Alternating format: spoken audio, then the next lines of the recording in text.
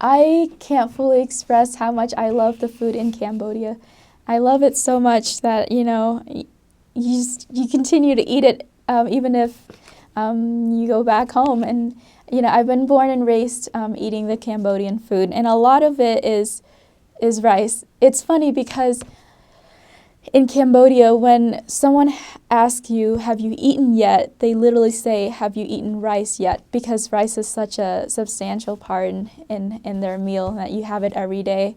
I think that we as missionaries would eat a lot of exotic foods in Cambodia.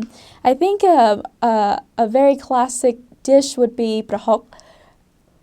It's fermented fish, and you ferment it for as long as you can, and it doesn't really go old.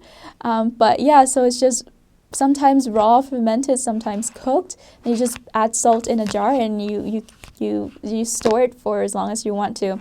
And you eat it with different types of vegetables. You eat it with rice as well. And I think it's delicious, but it has a very pungent smell to it. I've also eaten I've eaten beetles. I've eaten spiders. I've eaten a rat. That was quite an interesting experience. Tasted like chicken, but it has a very wild smell and taste to it as well. I've eaten a cat.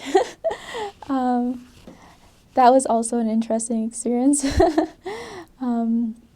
So there's a lot of good foods out there besides just the more wild tasting type. But there's we tend to have our diet more geared toward vegetables and a lot of like non-processed stuff. So everything is just fresh out of the market. You just see fish flopping around as you go and buy your meal of the day.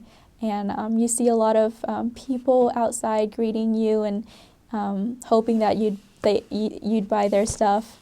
And so it's just a lot of good stuff, a lot of good foods, and everything is just fresh.